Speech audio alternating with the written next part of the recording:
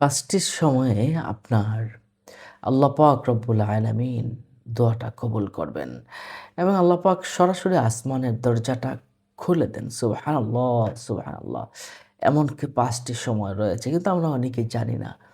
যখন মুয়াজ্জিন আযান দেয়, ১ নম্বরে যে বিষয়টার কথা বলছি, মুয়াজ্জিন যখন আযান দেয় তখন আসমানের দরজা খুলে দেওয়া হয়। পেয়ারা হাবিব সাল্লাল্লাহু আলাইহি সাল্লাম বলেছেন, যখন আযানের পরে দোয়া করা হয় ওই দোয়াটা আল্লাহ সুবহানাহু ওয়া তাআলা দোয়া কবুল করে থাকেন। আপনি আল্লাহর কাছে দোয়া করতে পারেন। রাসূল সাল্লাল্লাহু আলাইহি সাল্লাম আমাদেরকে একটা দোয়া শিখিয়েছেন, তার সাথে একটু বাড়াতে পারেন। আল্লাহুম্মা রাব্বা হাযিহিদ দাওয়াতিত তাম্মাহ ওয়াস-সালাতিল কাইমা আতি মুহাম্মাদানিল ওয়াসিলাতা ওয়াল ফাদিলা ওয়াদ-দারাজাতার রাফিআহ ওয়াবআথহু মাকামান মাহমুদান আল্লাযী ওয়া'আদতাহ ওয়ারযুকনা শাফাআতাহু ইয়াওমাল কিয়ামাহ ইন্নাকা লা তুখলিফুল মিআদ। এই দোয়াটা পড়বেন, সাথে আপনার বাংলাতে যে দোয়া পারেন সেই দোয়াটা আপনি পড়েন। কারণ ওই সময় আল্লাহ পাক দোয়া কবুল করে থাকেন, আসমানের দরজাটা খুলে দেন। যখন মানুষ নামাজের জন্য কাতারবদ্ধ হয়ে দাঁড়ায় অথবা যুদ্ধের জন্য কাতারবদ্ধ হয়ে দাঁড়ায়, তখন আল্লাহ পাক রব্বুল আলামিন আসমানের দোয়ারটা খুলে দেন। ওই সময় যদি কেউ দোয়া করে আল্লাহ সুবহানাহু ওয়া তাআলা তার দোয়াকে কবুল করেন। সুবহানাল্লাহ। তাহলে সালাতের কাতারবদ্ধ হয়ে দাঁড়ানোর সময় আল্লাহ পাক রব্বুল আলামিন দোয়া কবুল করে থাকেন।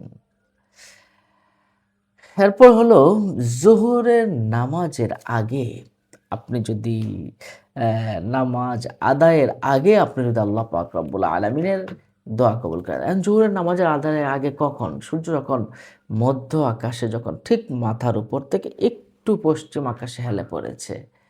হ্যাঁ, ওই সময়টায় অর্থাৎ আজানের আগ মুহূর্তে এই সময়টা আল্লাহ পাক রব্বুল আলামিন আপনার আ আসমানের দরজাটাকে খুলে দেওয়া হয়। সুবহানাল্লাহি ওয়া বিহামদি, সুবহানাল্লাহি ওয়া বিহামদি। তাহলে এটা মুসনাদে আহমদের ১৪,৯৭০ নম্বর হাদিস শরীফে এই বিষয়টা কিন্তু এসেছে। আরেকটা বিষয় দেখুন, একটা বিশেষ তাসবিহ আছে। আল্লাহু আকবার কাবীরা ওয়ালহামদুলিল্লাহি কাসীরা ওয়া সুবহানাল্লাহি বুকরাতাও ওয়া আসীলা। এই যে দোয়াটা যখন আপনি পড়বেন, আব্দুল্লাহ ইবনে ওমর রাদিয়াল্লাহু তাআলা আনহু বলেছেন, যখন কেউ এই তাসবিহটা পাঠ করে আল্লাহ পাক রব্বুল আলামিন আসমানের দরজাটা খু খুলে দেন। আসমানের দরজা খুলে দিলে তার দোয়া কবুল হয়। হ্যাঁ, তার দোয়া কিন্তু কবুল হয়।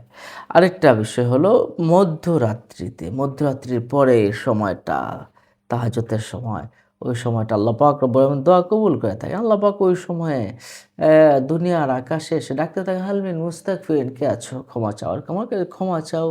কে আছো ঋণ মুক্তি চাও? আর আমার কাছে ঋণ মুক্তি চাও। এভাবে আল্লাহ পাক রব্বুল আলামিন ডাকতে থাকেন, বিপদগ্রস্তকে ডাকতে থাকেন। তবে ২ জন ব্যক্তিকে আল্লাহ পাক ক্ষমা করেন না। একটা হলো ব্যভিচারী, আরেকটা হলো মাল আত্মসাৎকারী।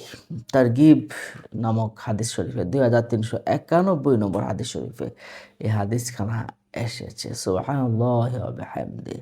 তাহলে আমরা আ আমরা আরেকটু বিষয় জানতে পারি। আব্দুল্লাহ ইবনে ওমর রাদিয়াল্লাহু আনহু থেকে বর্ণনা রয়েছে, মাগরিবের পর থেকে এশার নামাজের আগ পর্যন্ত ওই সময়টা আল্লাহ পাক রব্বুল আলামিন দোয়া কবুল করে থাকেন। ইবনে মাজাহ শরীফে ৮০১ নম্বর হাদিস শরীফে কিন্তু এই বিষয়টা রয়েছে। তাহলে আমরা কি জানলাম? এই বিষয়গুলো জানলাম যে কখন আসমানের দোয়ার খুলে দেওয়া হয় এবং দোয়া কবুল করা হয়।